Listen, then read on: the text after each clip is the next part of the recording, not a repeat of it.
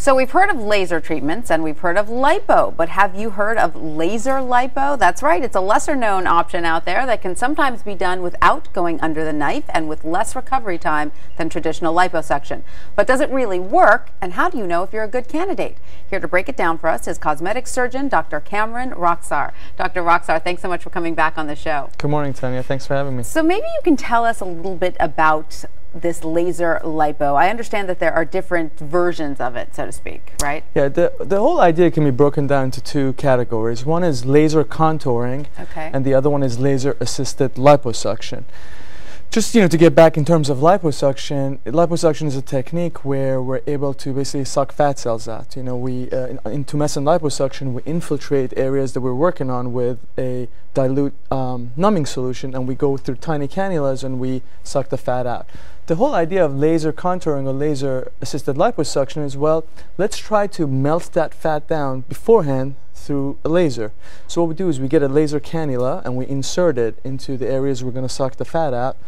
And if you combine it with liposuction, that's called laser assisted liposuction. Now, in certain individuals where they're very thin and they just want, mild body contouring, you really don't need to suck fat out. So all you can do is just insert your laser cannula and just liquefy or melt some fat to contour that area. And then where does that fat go? Yeah, that fat gets absorbed by the body. Oh, interesting. It almost sounds too good to be true. Does it actually work? It does work, but you have to have realistic expectations if the only thing you're doing is laser contouring. So it's really not meant to really cause dramatic differences.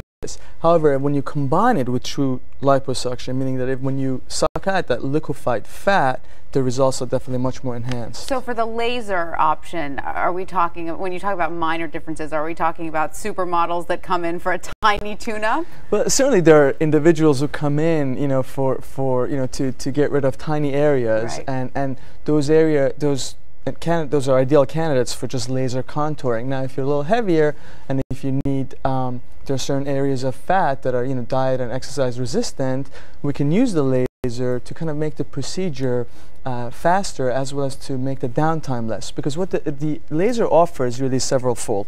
One is that the heat of the laser coagulates blood vessels. Okay. So as such, when you're coagulating blood vessels, there's less bleeding. So when there's less bleeding, there's less bruising. When there's less bruising, there's less downtime. So that's kind of one general advantage of it. So tell us a little bit about the downtime. How does it differ from traditional liposuction? Tumescent liposuction kind of revolutionized traditional liposuction. Tumescent liposuction basically transformed liposuction from a procedure that's done under general anesthesia with 1 to 2 weeks downtime to a procedure where it's only 3 to 5 days downtime, where it's done under local anesthesia. That's a significant difference. Right. So, and then the laser adds an additional benefit of further coagulation. So, the downtime could be anywhere from 1 to 3 days. Depending on how large the procedure is? Exactly. Depending on what large surface area you're treating and so on and so forth.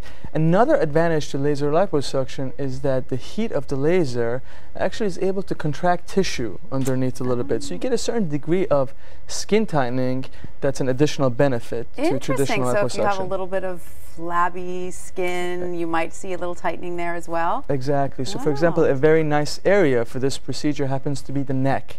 In the neck, as we get older, some people develop some fat, but at the same time, we have some skin laxity. So if you kind of use the laser to kind of tighten the skin from underneath, actually get nice dramatic results in that area. What about the abdomen? Because that's another place where the skin can get a little flabby after pregnancy, especially. Absolutely. The skin happens to be a fantastically dynamic organ. The skin has this amazing capacity to stretch as well as to contract. Yeah. So when you apply a little bit of heat to the skin, you're able to really get nice contraction, and that's kind of the principle behind a lot of new innovative cosmetic skin tightening procedures with various devices. What about pain? Is there pain involved? Is it less than with traditional liposuction?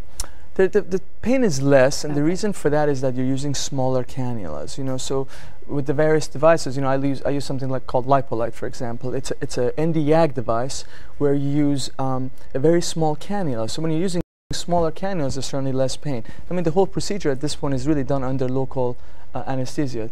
It sounds like there's no reason to do traditional liposuction. What you're describing sounds like a win-win situation. Is it only if you have larger areas that you would do traditional liposuction?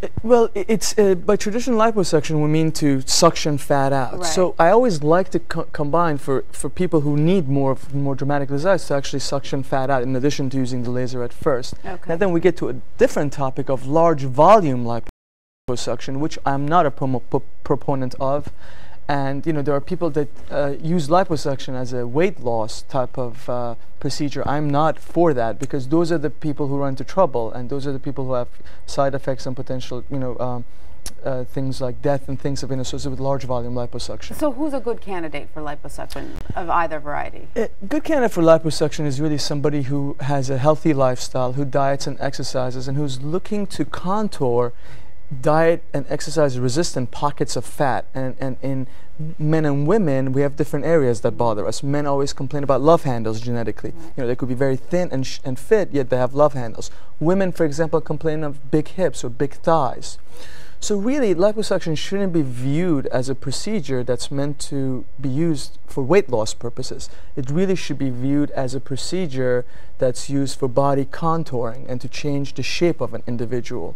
And fat weighs very, very little, actually. Right. So when you actually do liposuction or liposculpture or laser contouring, you do lose inches, but you really don't lose a whole lot of weight. That's right. Now, in your opinion, has the laser contouring come a long way? Because I remember it's been out, what, for about 3 or 4 years now?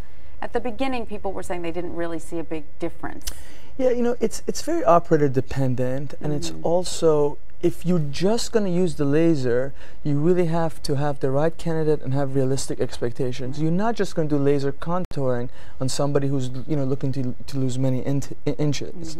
You really have to combine the laser procedure with traditional liposuction to suck some of that liquefied fat to get the more dramatic results. Dr. Rokhsar, thank you so much. Fascinating discussion. And for more information on laser lipo, check out the health page at abcnews.com. ABC News Now. Good to know.